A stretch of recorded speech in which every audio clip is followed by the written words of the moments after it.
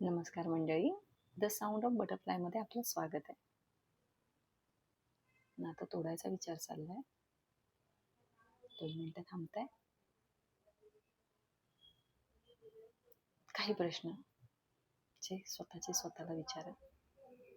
कदाचित तुमच्या सगळ्या प्रश्नांची उत्तरं मिळतील. लाईफ पार्टनर तुम्ही निवडलाय, दोघांच्या सहमतीने निवडलाय. मग जर तुम्ही लाईफ पार्टनर निवडताना दोघांनी स्वतःच्या सहमतीने निवडलाय, तर ती तुमची जबाबदारी आहे की ते नातं तुम्ही टिकवायचंय. कोणा तिसऱ्याच्या सांगण्यावरून तुम्ही नातं तोडायचं नाहीये. बघा विचार करून. मला एक सांगा, आपल्याला रक्ताने खूप नाते मिळतात, आपल्या जन्माने आपल्याला खूप नाते मिळतात. आई वडील, भाऊ बहीण, इतर नातेवाईक. त्या नात्यात सुद्धा मतभेद असतात ना, पण ती नाते आपण तोडत नाही ना. मग लाईफ पार्टनर निवडल्यानंतर त्याच्याशी नातं आपण का तोडतो? विचार करा.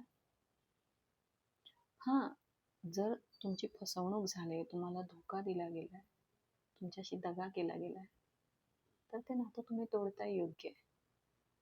पण तुमचा इगो, हा तुमचा अहंकार, तुमचा इगो जर तुमच्या नात्यात येत असेल आणि तुमचं नातं तुटत असेल, तर ते चुकीचं आहे. कारण आयुष्यभर साथ आपल्याला आपला पार्टनरच देत असतो, तुमचा इगो नाही.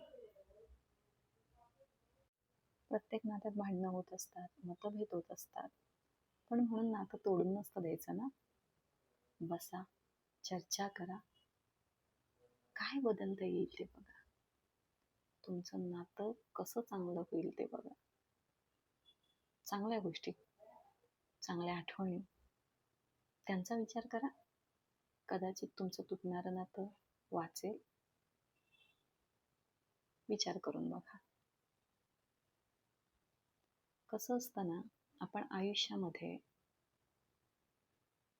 इगोला घेऊन फार, म्हणजे असं असतं की मी म्हटलं ना, मी केलं ना, असं नसतं. प्रत्येक वेळेला समोरचा चुकीचा नसतो, आणि समोरचा जर आपल्याला चुकीचा समजतोय, तर त्याचा गैरसमज दूर करणं हे आपलं कर्तव्य असतं. तुला काय समजायचंय ते समज, हे कुठल्याही नात्यातलं उत्तर नाही. विचार करा. बघा, रिलेशनशिपमध्ये फाईट्स होतात, मिसअंडरस्टँडिंग होतं, पण म्हणून ते रिलेशन तोडायचं, ब्रेकअप करायचं, हे त्यावरचं सोल्युशन नाही. त्यावर काय करता येईल, आपलं रिलेशन कसं चांगलं करता येईल, या गोष्टींचा विचार करणं महत्त्वाचं आहे. आपल्या आयुष्यामध्ये येणारी व्यक्ती खूप साऱ्या इमोशन्स घेऊन आलेली असते, आणि जसं आपल्याला वाटतं की आपले इमोशन समोरच्या माणसाने समजावे, तसे त्याचेही इमोशन्स समजून घेणं फार गरजेचं असतं. इगोवर कोणतंही नातं तोडू नका. नातं तुम्ही निवडलंय, तर तुम्ही जबाबदारी घ्या त्याची, जपा ते. आज तुम्ही नातं तोडणं किंवा रिलेशनमध्ये ब्रेकअप करणं ही जर तुम्ही चॉईस केला असाल, तर कदाचित उद्या दुसऱ्या रिलेशनमध्ये गेल्यानंतर समोरची व्यक्ती पण ब्रेकअप हा चॉईस करू शकेल. तुमच्यात वाद झाल्यानंतर कितींदा असं करणार आहात? कुठेतरी स्थिर व्हायलाच हवं ना.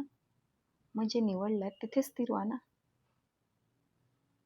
कोणत्याही नात्यामध्ये ब्रेकअप हे सोल्युशन नसतं, त्याच्यावर वर्क करणं हे सोल्युशन असतं. रिलेशन टिकवायचं आहे तर काही गोष्टी लक्षात ठेवा. नात्यामध्ये क्लिअरिटी ठेवा, लॉयल्टी ठेवा, ट्रान्सपरन्सी ठेवा. तुमच्या नात्यामध्ये जितका प्रामाणिकपणा असेल, जितकी ट्रान्सपरन्सी, पारदर्शकता असेल, तितकं नातं तुमचं अधिक दृढ होतं. आजचं जग फार विचित्र आहे. 2 व्यक्तींमध्ये येणारी तिसरी व्यक्ती ही मिसअंडरस्टँडिंगच निर्माण करते. त्यामुळे एकमेकाला समजून घ्या. एकमेकाच्या मनात जर शंका आल्या, मिसअंडरस्टँडिंग झालं, तर ते बसून सॉल्व्ह करा. रिलेशन ब्रेक करणं हे कुठचंही सोल्युशन नाही. तुम्ही जर एखाद्या व्यक्तीची चॉईस केलं आहे तर ती तुमची जबाबदारी आहे. आणि कुठचंच रिलेशन परफेक्ट नसतं. तर प्रयत्न परफेक्ट असावे लागतात ते नातं टिकवण्याचे. छोट्या छोट्या गोष्टी इग्नोर करा. कॅरेक्टर तुमचं छान ठेवा, कॅरेक्टर चांगलं ठेवा. आणि एक गोष्ट कायम लक्षात ठेवा, आज तुम्ही समोरच्याला फसवलंय तर कदाचित उद्या तुम्हाला कोणतरी फसवून जाईल. त्यामुळे कोणत्याही मिसअंडरस्टँडिंगवरून, इगोवरून नातं तोडू नका. विचार करा, पटलं तर बघा.